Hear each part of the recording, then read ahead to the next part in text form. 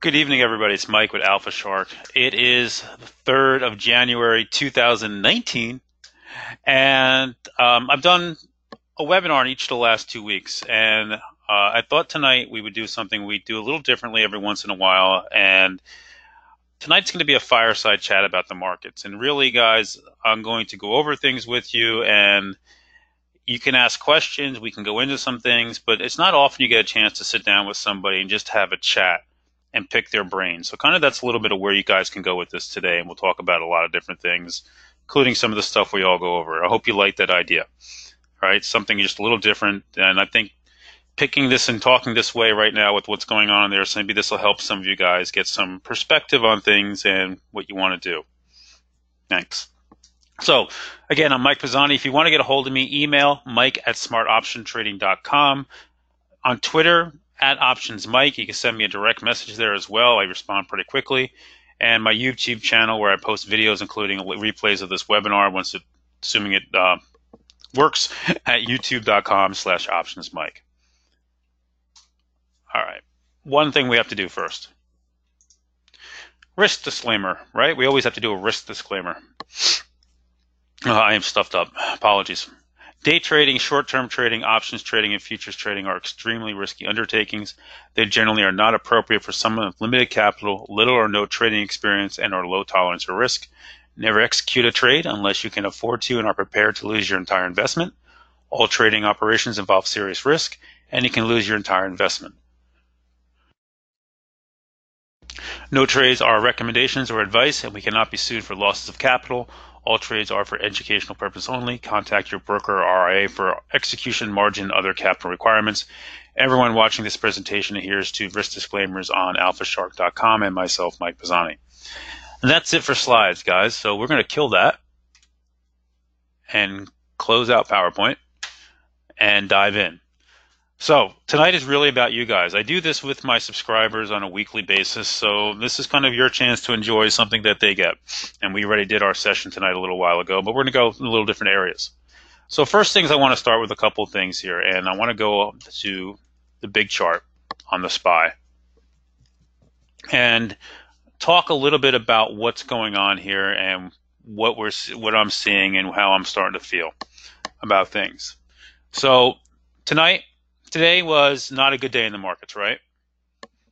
It's been a rough couple of months. This last month has been brutal, and you know, Apple has sent shockwaves through the market today, right? Everybody knows the news there, what happened with them, and basically, you know, it's interesting to me. So let me actually back this up to Apple real quick, and then we'll come in. And I was thinking about this, and I went over this with my subscribers today, and something that kind of just stood out to me. And this news today, all right, everybody knows the news last night that they lowered guidance, and they cited specifically China sales, weakness in the China phone market, right? Well, who was paying attention? What did they do last earnings period that really, really upset all the analysts out there?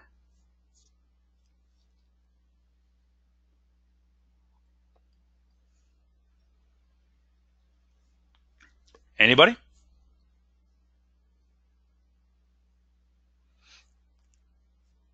David KM's got it right. Stop reporting iPhones. Dean as well. Stop reporting sales of the phone. So back here on this day, right, they said we're no longer going to break out iPhone sales. All hardware is going to be lumped together. So ask yourself this question. Don't you think they already knew they had a big problem in China back here? Do you think last night's announcement was a surprise to them, right? So this was, they were trying to mask it here, right? This was their way of trying to say, we're going to try to hide this. So what do you think last night was about?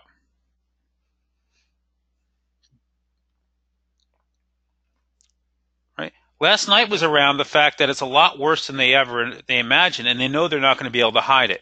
And they're going to have it. You got it, right, David? It's worse than anticipated. It's very, very bad, right? Very, very bad. If you guys didn't know this, China accounts for 20% of all iPhone sales. It's their largest market right now.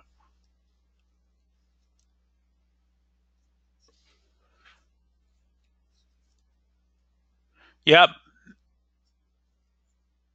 competition with Hawaii too, right? Yep, a lot of Chinese phone manufacturers are eating their lunch there as well. But this also sent shockwaves through the market. So, you know, they knew back then that they had a problem, and they probably knew it was bad. I don't think they realized it was this bad at that time. I think now they know that they're in big trouble there, with what's going on in China. Okay, let's go back to our chart here of the SPY. So today's sell-off was, all about that, and that was just to pile on the news here at this point. And when I look at the SPY and you look at what's going on here on a daily chart, there's nothing to really like about this chart. So today I spent some time with my subscribers and we talked about the H cell pattern, right? And you can see that starting to play out here on the SPY. And if you guys don't know what the H cell pattern is, it looks like a lowercase h. Here's your move down, your retracement part of the way back up, and then you slowly start rolling over and you make what looks like an H. Make sense? You guys have seen this before, right? And you understand what we're talking about. And you can kind of see this is playing out here. We popped up to not quite about a 50% retracement of the breakdown from 260 area, and we stalled there at 250, right? Couldn't push through. Banged our heads against it, and now we're rolling over, right? So when we take this chart and we take this out to a weekly, which we keep looking at now because this is where we're going for support, we can see the changes that are taking place, right? First thing we have here is that we have the first bounce last week came right off the 200-day on the weekly chart, so 400-day on the daily. What happens after you sell an H? Well, if it triggers, then you go lower, right? Then the pattern is lower, KM. So back to our chart real quick. I don't know why this is being difficult. There it goes. So back to our chart. If this triggers, it's going to go lower. It's going to roll over and slowly make an H and go lower. Does that make sense? If it breaks down below the lows. That's an if, right? We recognize patterns, so we know what to look for. But when we look at this chart, the next area of support is really around the 225 area. And if we break that, then 220. And lastly, this 212, 210 area really becomes the line in the sand because that's where we spent a lot of time basing, right? This was an area that we spent a lot of time basing against before we had it. So, you got to start putting things in perspective about where we're heading at this point and what our possibilities are. When we look at stuff in sentiment, there's some very bizarre stuff going on in the sentiment world with the indexes. So first off, I like to look every day at the put to call reading. All right? Now, the put to call, we drove deep today. And here's something I'll tell you. If you keep people on my service, I was talking about this all day long, texting them. But what I picked up on today, and if we go to a 5-minute chart on the SPY, and guys, if I'm moving around too much or say anything, interact, we can talk about anything you want. But here was one of the things today that I picked up on.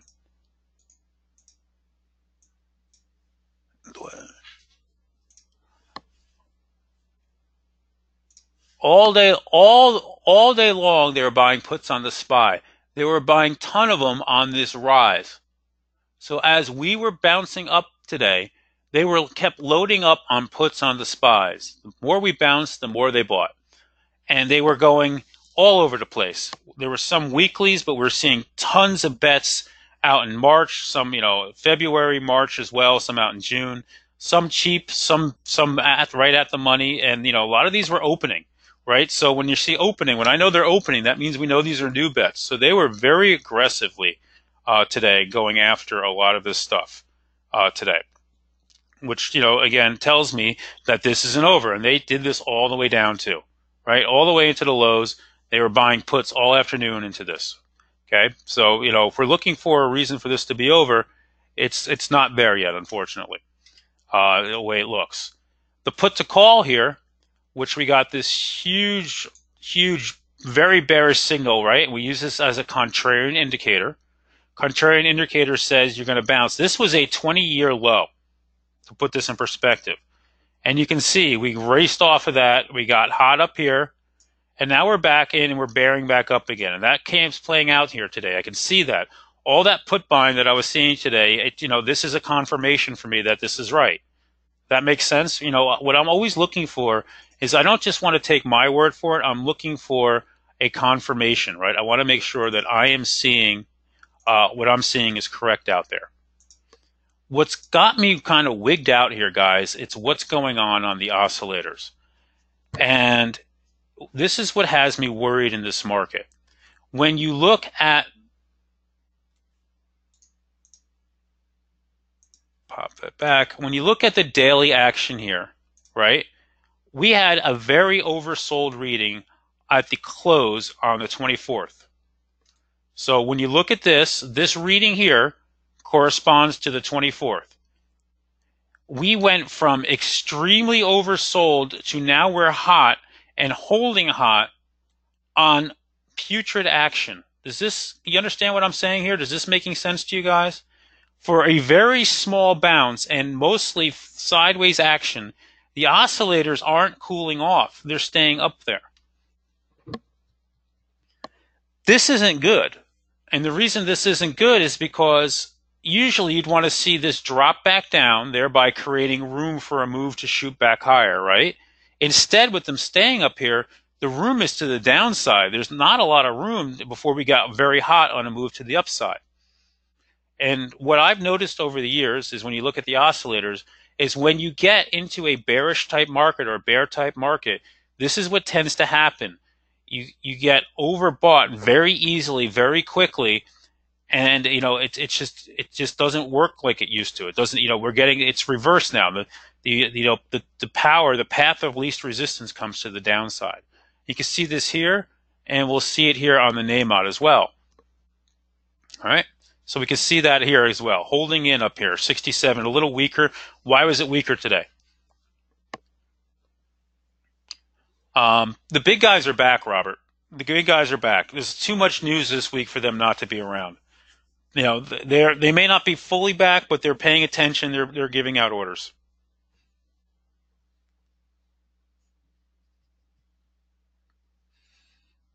All right. Look at all the upgrades and downgrades we had today. There was a plethora of them. You can't read into that. The oscillator doesn't work that way, KM. You can't read into higher lows or lower highs on that. It's not the way it's designed to work. It's a nice idea. I wish it did, right? But it just doesn't work that way. All right. So this is causing us some grief here and some problems. So when we take this and we go back to our SPY, it's creating this room for a move down into the markets. And, if you're trading this activity, not easy, right? And, one of the things that is annoying everybody is that, the market, the last 2 days, right, before today, closed on the highs and then we gapped down big. Yesterday closed just off the highs and then we gapped down big. This is not easy, guys.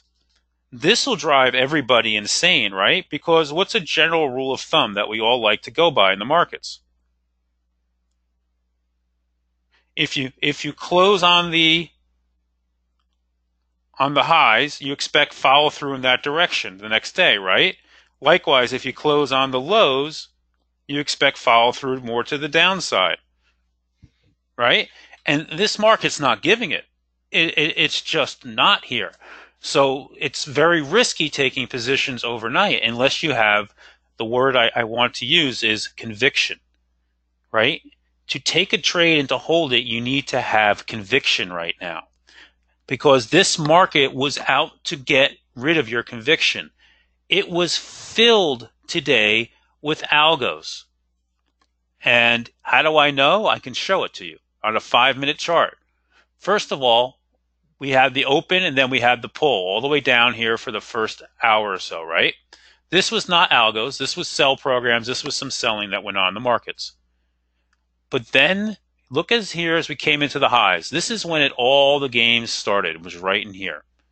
This is where you have to find discipline, not to chase candles unless you have conviction. I traded today 4 trades. I traded Twitter on the open, made a couple $100, got out, took a $12 loss on some 100 shares of Netflix, got back in, made money on that, then traded some Netflix options and called it a day. Okay? What's going on here is this move down, right? This was all good. If you had conviction as we started to reclaim this level here, where we broke through the ATR and took back VWAP and stuff for me, this is where you should have been buying. This here was a manipulative buy program. And what I mean by that, that's a program that's out to cause mischief. It's out there to get people riled up, specifically traders, and get them to chase into resistance. So this candle here, followed by this one, you should not have been chasing this here at this point. So this is me trying to help you guys a bit. When you see a big candle like this and this into resistance, you wait. You let it cool off and you see if it holds, because right away we came down. And that's when, notice down below, what do you see now that happen? After these candles pull back here, what happens here? What changes here in the market now when this? Can you guys see it? It's subtle. Not a flattening out, KM, or that's what we did. It's more insidious than that. The volume, which had been raging high from here, died.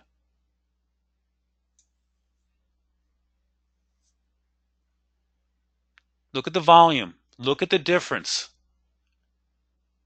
They stopped, they turned the algos on, and they let them go to work. Right? Algos work best when there's lower volume, right? They're not overwhelmed by the big guys where people want to do buying. And that's why you get all these candles back and forth like this, chopping around, and lots of tails and wicks in either direction, because these were all algos out there going. Does this make sense? Does this help you recognize this action? Do you see it? Can you see what's going on up here with that? Does that help you guys a little bit?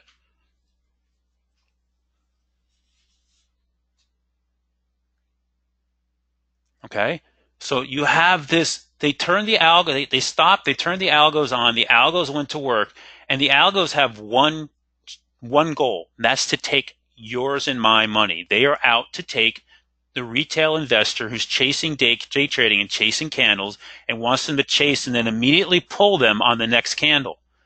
And one thing you would learn to do if you're going to trade like that is let the candle close. Let the candle close and see what the next candle starts to do instead of chasing, because a lot of times that'll keep you out of trouble. So let's go into some things here. I'm going to do a class on scalping and day trading coming up, and I'll do more on that. This is kind of maybe a little bit of a preview for it. But you can see these candles right here, right? Chase me, chase me. Then all of a sudden, we're all sound asleep, right? Watching this market. Teresa, algos are computer programs that are basically just going out and they're trying to run stops and get people to chase in either direction. You're buying stuff up in low problem environments. They're just computerized to basically look at the markets and try to figure out how to cause maximum amount of pain, depending on how everybody's lined up. Got a buy vacuum going on too. We'll talk about that in a second. See this candle right here? Remember we talked about this being a malicious buy program? This was a malicious sell program. How do we know? Well, first thing it does, right? You get this wild pull on volume out of nowhere. Everybody, they stop out on the other side of it, Deborah. Anybody who gets stopped out at here or who is long into this and they stop out and they're taking their money from them.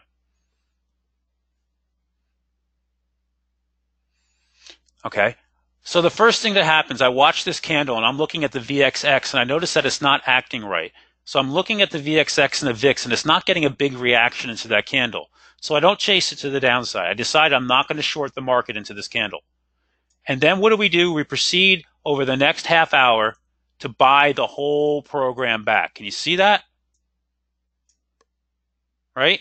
Then they play games. They sell it back, hold again, and then they do a chase candle.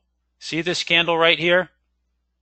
They tried to get everybody chases. They knew people were watching VWAP, right? That orange line, chased it above, and then they pulled the rug. And then it was game over for the day. And this was just ugly. This was just chop into the close. All right. So I'm trying to talk to you guys about this, not because I'm trying to get you guys to try to day trade or anything like that, but because I'm trying to show you you got to have conviction on your trades. Before you take a trade, you got to see what the market's doing. Now, what was things today that made sense? What might make sense? Well, why did I trade Netflix today? I'll tell you why I traded Netflix today. I looked at Netflix yesterday into the close, almost bought it into the close. We talked about it on our morning setups call I do with my subscribers, how it was acting better in the market today. So how is it acting better than the market today? Well, let's take this back here on the SPY. When the SPY, okay, gapped down and bounced pre-market, right? The SPY was still red, where Netflix was what? Pre-market. Where was Netflix at? It was green, right? So Netflix, all pre-market, was showing strength. Now, why might Netflix be showing strength in a market like this?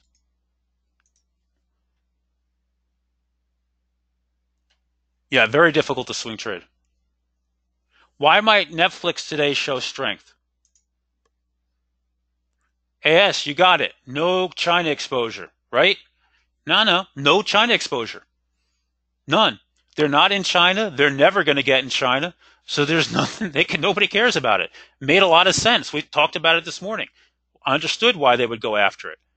And that's why I focused on it today, because it was strong. It even gave a nice little pattern here if you were paying attention this morning. Netflix earnings are in a couple weeks. What pattern did it give here on the 5-minute chart if you were paying attention this morning?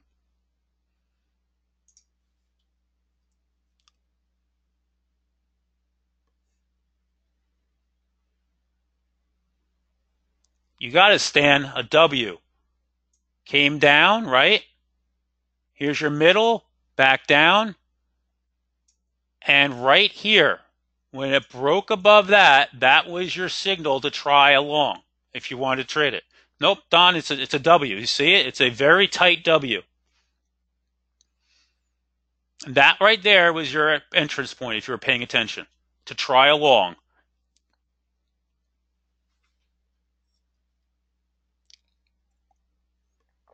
Nice trade. All right. And then it just showed strength. Notice how it didn't budge all afternoon. It basically moved around, moved in a range, and it held in. So this is what you need to do in this market. You need to have conviction. And by having conviction, you need to look for names that are acting better, that are acting stronger, that are giving you a reason to be in them. You don't want to be chasing candles. Chasing candles is what they want you to do. For example, one of my favorite names to trade is Square. People in my service will tell you I scalped the living hell out of this thing. I love this name. I didn't even look at it today. Not once. Didn't even queue it up. Why? Because on the open, it gave me no reason to want to get into it. Right, Deb. We'll see if Netflix has some follow through tomorrow. Yep. Microsoft was a name I looked at and I didn't take, and I would have made nice money on it, right? Microsoft had flow. I was looking at it. But in this market, guys, you got to look for strength. Don, my head was not in the right place this morning, bud. Does that make sense?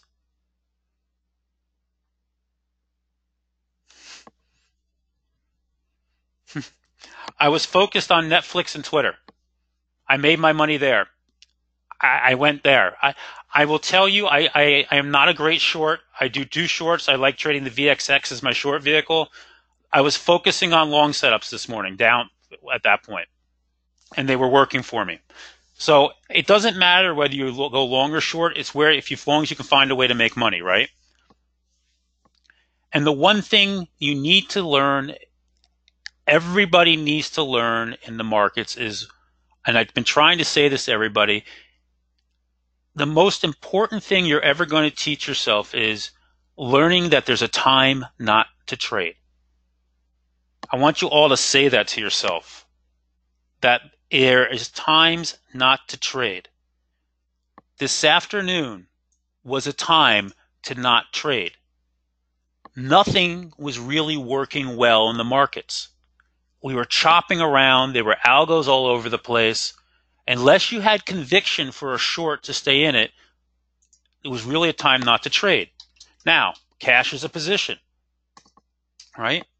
Apple could have been shorted today. I have a friend who did it. First time they took a small hit, and I said, you can't short it unless you have conviction and you have discipline.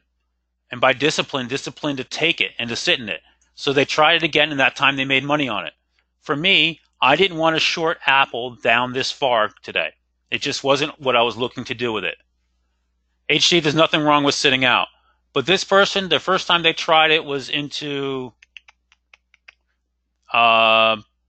this candle right here. Let's see if I can highlight it for you. This is a very good friend of mine. And it didn't quite work. They got stopped out for a very small loss, and it went lower, and it bounced up into here, and I said, try it off of here. And they did, and that time it worked. They got knocked out on these candles right here for money, right? But I didn't have the conviction to short Apple today, so I didn't do it, right? And I will tell you, one of the best things you can do is if you don't have conviction in a market like this, don't take the trade. Don't chop yourself up. If you don't have the conviction to sit through these pulls, don't chop yourself up. VXX is one of my favorite trading instruments for the shorts. Love trading this thing to the long side. Today, it was brutal. It was brutal. If you were to try trading it, every time you chased the candle and you put a stop in, they would immediately come and knock you right out. You could see the action on it, right? Just brutal on it. Choppy, whippy. So, who knows what's about to happen with VXX? And this is probably the most important thing we're going to go over tonight. What's about to happen with VXX?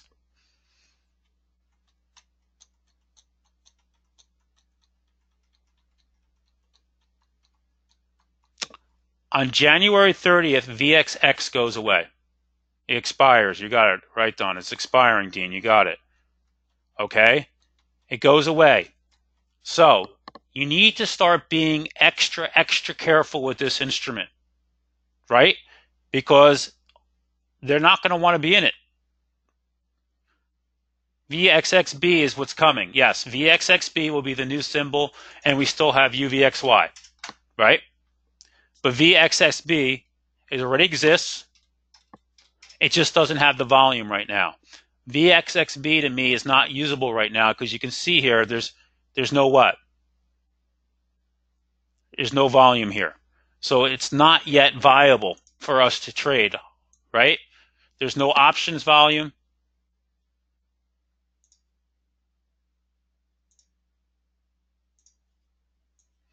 All right, you can see there's very little going on here. This is not a viable solution right now.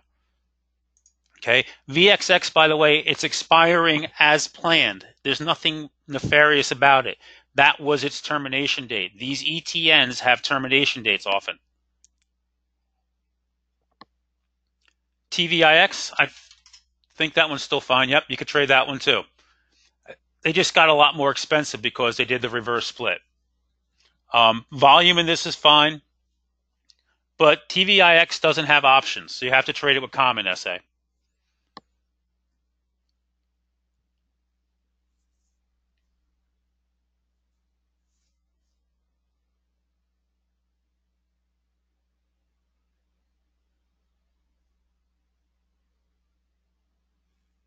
January 30th is the last day on VXX.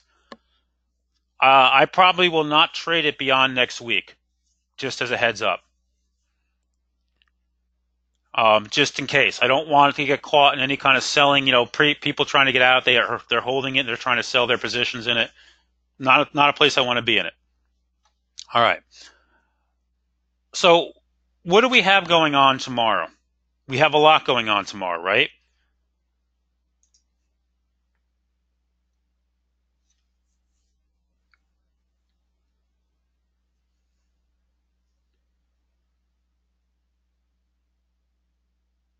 Right. So before we open up tomorrow, we have the unemployment number, right? That's at 8:30 tomorrow morning. What happens at 10? Somebody already got it. Powell, right? Fed Chair Powell speaks at 10.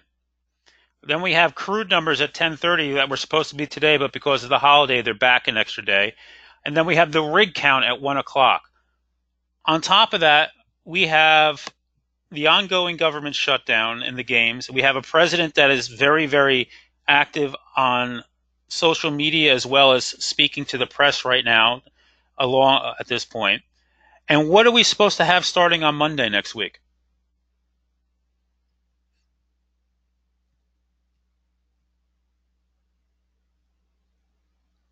What's the big event for next week? Not yet earnings. Earnings are still a little bit off. We got another week. No, new Congress started yesterday, KM. They got sworn in yesterday. China. You got it. U.S. China talks. So we have a lot that's about to happen. Tomorrow is going to be a very interesting day. We can go either way very quickly tomorrow. Does that make sense? All right. Beware false moves off the non-farm payroll tomorrow. It's really going to be, I think, about Powell. If he comes out and he's as um, hawkish as he was in his presser, the market's going to puke. If he retracts a bit, and again, do you guys remember a couple of days later they rolled out Williams onto CNBC for a special interview to try to roll back some of what he said? That wasn't planned. That was a special one that he needs to go out there and do it. Then we could have a rally in the market heading into China discussions next week. So bottom line, guys, here is we are in kind of no man's land. There's a lot of talk. I don't trade straddles, so I'm not tomorrow. So I wouldn't do that. I'm playing the price action right now, taking it day at a time. I will tell you they loaded up like this market's going to crash today. Now that doesn't mean it's going to. I've seen them be wrong many, many, many a times. Okay, on what they're doing. The one thing, and I talk about this at nauseum, that continues to really, really worry me is this: the HYG. What is the HYG? I've talked to you guys about this before.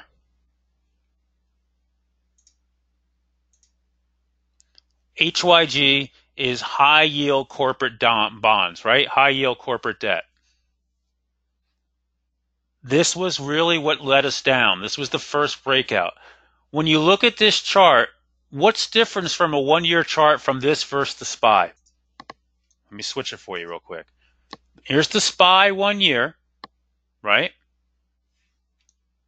Here's HYG. What's different about this chart?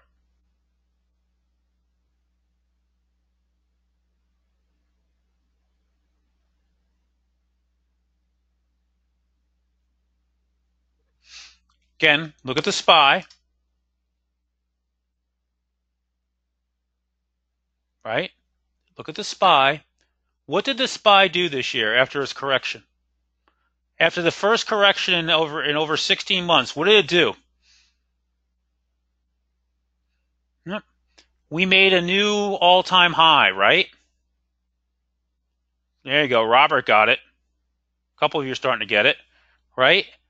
HYG, while the SPY went and made a new all-time high and everything else, did not, right? It never tried to get back. It never had strength.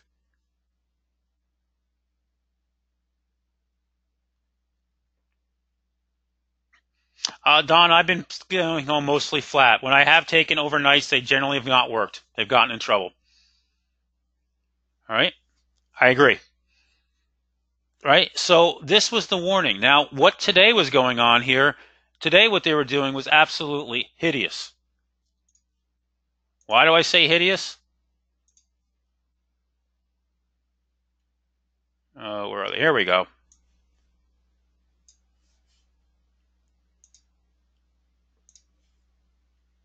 They are rolling these down.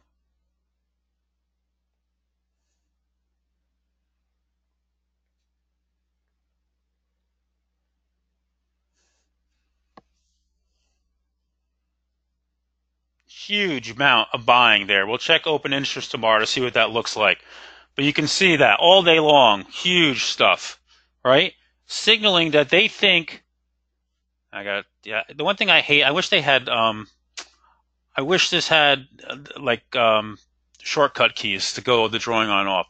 What they're saying is they think this is going much lower. They think we're going to roll over and come down here. Okay? So you got to be aware of that. So what happens is this is basically saying that they don't believe the corporations are going to be able to pay back their debt. This is just a tracking vehicle of it, Arthur. But they're basically saying that all this corporate debt that's been adding up is huge, right? Even Apple right now, if you guys weren't aware, Apple's sitting now on $115 billion in debt from all the buybacks they did. You remember when all their money was stuck overseas? And the only way they could do the buybacks was by issuing bonds. So there's a lot of companies are straddled with a lot of debt, and there's a lot of worry about it. The big one everybody's talking about, obviously, is GM, right? Names like Shield. But Tesla, I talked to you guys about Tesla, right? Tesla has a big problem coming up shortly, right? I don't want to spend a lot of time going back over this, but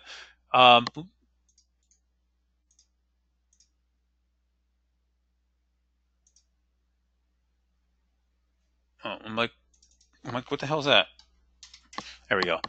Okay, Tesla's big problem is on March 1st.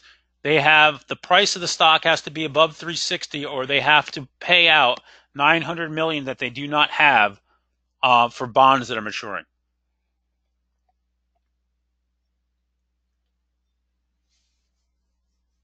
Well, the Fed tightening has raised rates, right? It's costing them more now to pay back the debt, KM. That's becoming a problem. But it's not really that high yet, right? It's just the worry that a lot of these companies are very, very leveraged at this point. Right? Think about interest rates in comparison to historical, right? And by that you have to go back over 10 years, right? This is nothing. We're not that high here. But there's a lot of debt in the corporate world, a lot of stuff out there.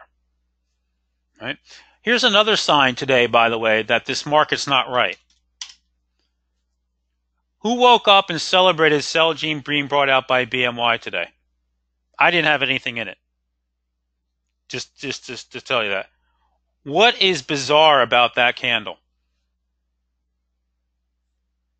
What does that candle say to you?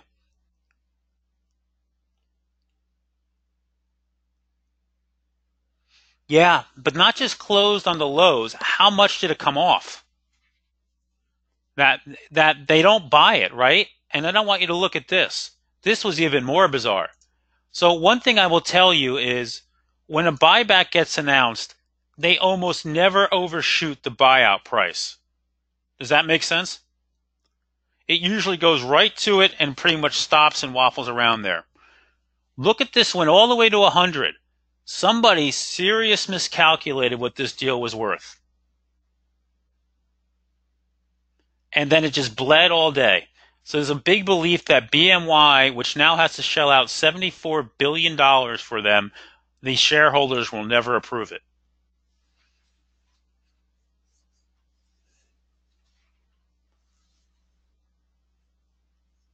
Apple, last I knew, still had over $200 billion in cash. I do not know what Goog and Google have.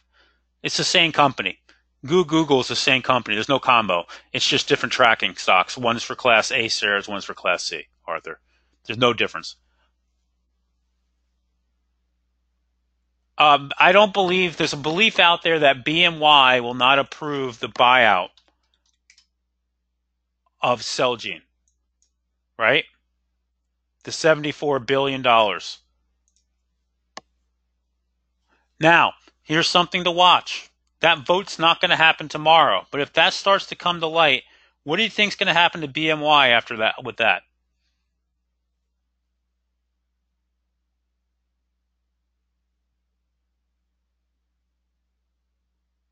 Yep, go back up. So keep an eye on BMY. Keep an eye on the news for that because this could be a nice little bounce play. No, it's going to go up. It'll go up. It'll go up. All that money not going out. They'll like that. Nobody likes spending that kind of money. All right. What are some other things you want to go over tonight, guys? This is about you guys. We got about 15 minutes or so left. What are some things I can talk about or help you guys out with here? I'm hoping that some of these kind of conversations, which you don't get normally a lot of when you go to a webinar, maybe helps you guys out a little bit or gives you some insight into what I'm thinking or other people are seeing. Gold, James. Gold is, I have not traded gold since the election. And the one reason I haven't is because I got burned on that.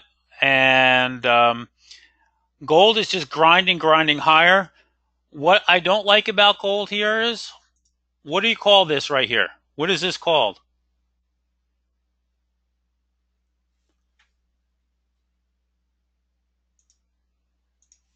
What is this? Nope, not parabolic. I'll show you parabolic in a second. Nope, not a bull flag. Not a bull flag. This is an ascending channel. Okay? As traders, we don't like ascending channels. You know why we don't like ascending channels? Because when they break, right? So here's your channel right here. They usually get a violent flush. Okay? We usually get a very violent flush on it. As traders, the better action that we want to see is a stair-step pattern like this. Just lost it. You know, up, flag, up, flag, up, flag. This is a little bit concerning. That said, you know, it's coming up into some resistance right here. So you need to be careful with it here. It's made its way all the way into resistance. So just be aware of it.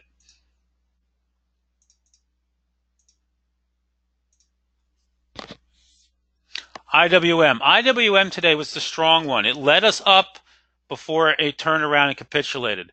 But you can see the IWM has been the weak link. It was the first to break down. When the markets went sideways, it was weaker, and weaker through here. And if you look at it on a 5-minute chart today, you can see it went green. It was the first to bounce. It actually put a W pattern here on the 5-minute today, right? Like Netflix, very similar, right?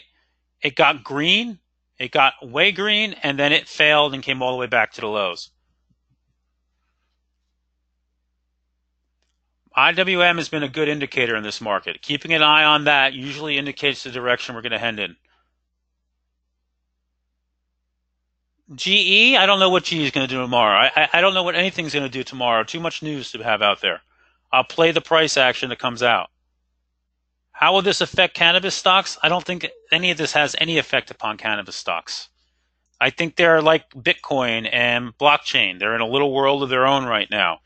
I know today NBEV was very strong. Came in at the close. So it was strong and then it gave it all back, right? But NBV was very strong early and then it gave it all back. They are just, you know, they're here at this point. You know, I haven't been trading them very aggressive lately. I don't think there's a catalyst out for them right now. Lebu, okay, biotech. Let's talk biotech. So I was looking at biotech today. It was one of the things I talked about for a possible long, and Lebu was one of them. And I figured we had a bunch of news today in biotech world, right? We had the Celgene takeout. We had Teva got an upgrade. Gilead got a big upgrade. And it closed the week. Now, what happens next week? What is next week in biotech land? If you trade biotech, you need to know this stuff. So what's going on in biotech next week?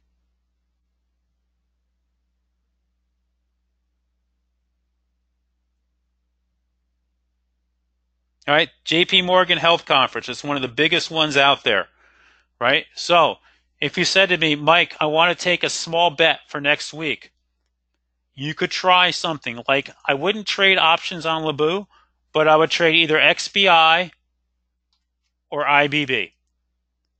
These can both fly off of some of the news that comes out of that conference because if one of the names, the bigger names, reports something really good, it'll pull the whole sector with it. Okay, so you can take a look at something like that. But from a day trading, this thing gave no reason to be in it today, for me, right? It just, unless you wanted to short the open, it really gave nothing into it. Actually, that was my short signal. I didn't grab it. Um, Somebody else was asking about steel X. These are all tied up in the China trade wars, guys. The steel names. We have earnings coming. To me, there's nothing to do here. They look putrid. They look horrible. I don't see anything right now. There's nothing going on there at the moment.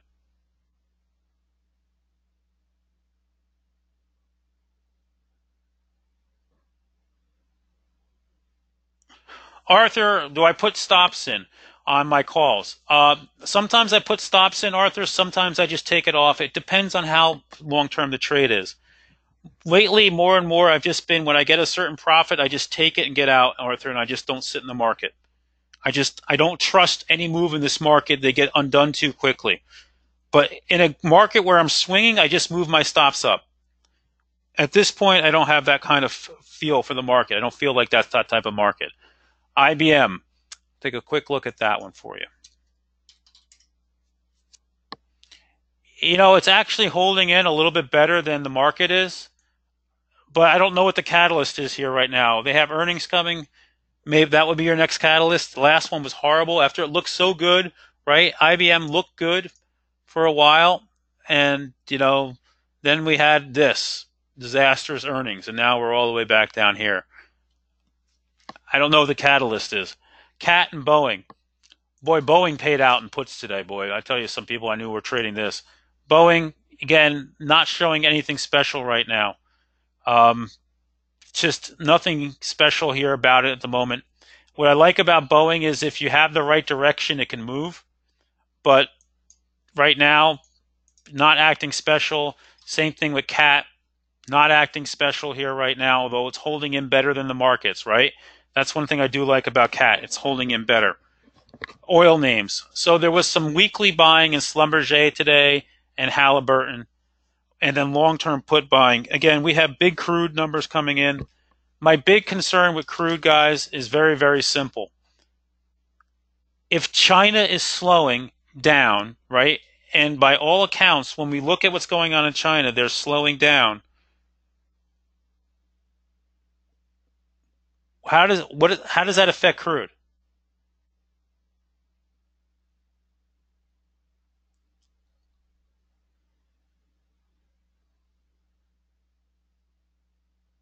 Well, ride down more, right? Probably downward pressure, right? China's the number one importer of oil in the world. If they're slowing down, they're buying less oil. That means there's going to be even more surplus, right? That means they're going to have to cut more to try to keep the prices stable from going lower. So I don't know, guys. I don't see good catalysts here right now for crude at the moment. So I would love it to get in play because energy names have been beaten the hell out of, but there's just nothing here right now for me. Somebody brought up Neo. Neo to me is under consolidation. I went over this today in my subscriber webinar. You can see it right here, right? Very, very characteristic of a name that is under consolidation and being consolidated. Funds, big firms, they do not buy things all at once. They buy it off of certain ranges at time. They'll even sell into strength to keep the price from going if they're not yet ready. To me, this looks like it's under consolidation and accumulation here. Continues to hold the bottom of this channel, and then you have a top of the channel until something changes on it.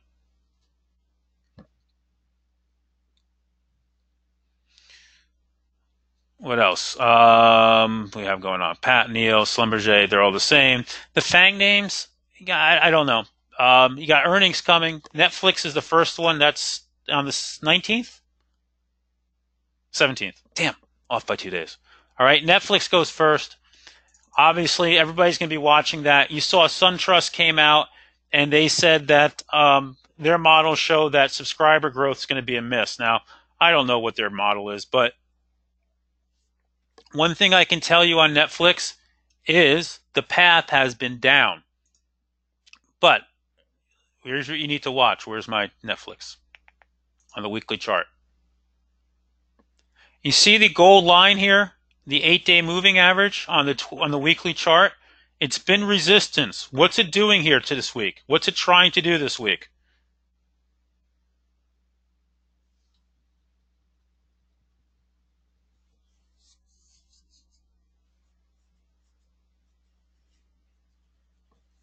Nope, it's trying to push and break above it for the first time since we lost it up here. So it's worth keeping an eye on this tomorrow to see if it can break and hold above it as we head into earnings. Don, it depends what the names are doing. Some names are better than others. Like Twitter's always pretty good. Um, but you're right. Some names can be absolutely brutal. AMD is always very good. Micron tends to be very good. But names like Netflix can be abysmal in the first 15 minutes or so. But usually after the candles start to climb down, they get better. What you have to do is when you want to buy it, Don, is you have to try to buy it when it's not moving at light speed. You have to try to buy it or when it's pulling a little bit because then you're going to get better action off the market makers.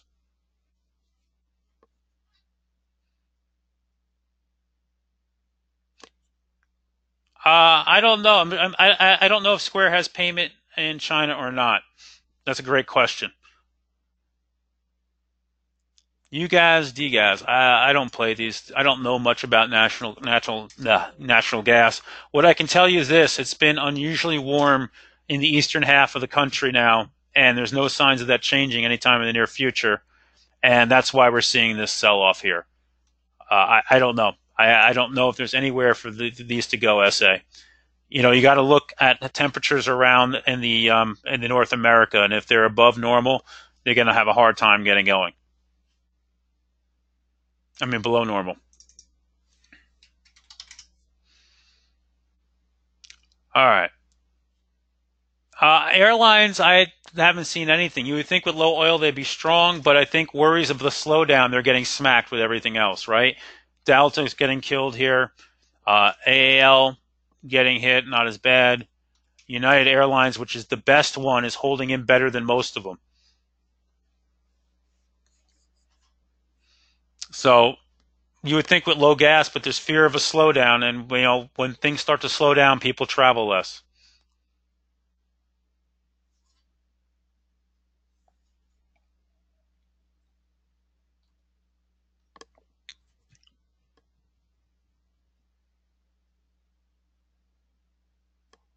I don't know. I didn't hear it on increasing capacity. That's possible. They're running pretty high right now. I know that. I don't know how much higher they can go, but they're doing pretty. They're all running pretty high capacity right now.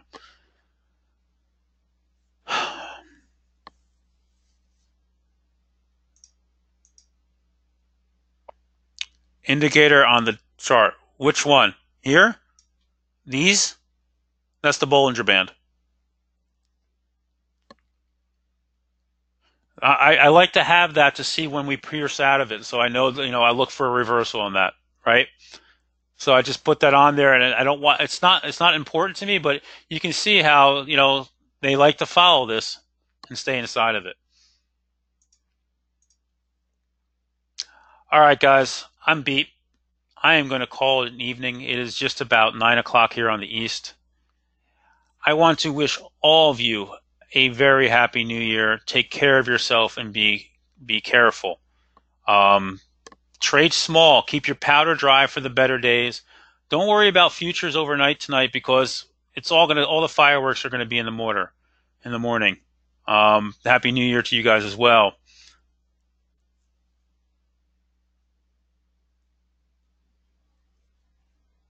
Positive paper in any sectors? Uh, no, not really. To be honest with you, Stan, not at this point. You guys are welcome. Have a great night, guys, and I'll try to post a replay of this if you want to watch it again. I'll see you all shortly. Be good. You guys as well.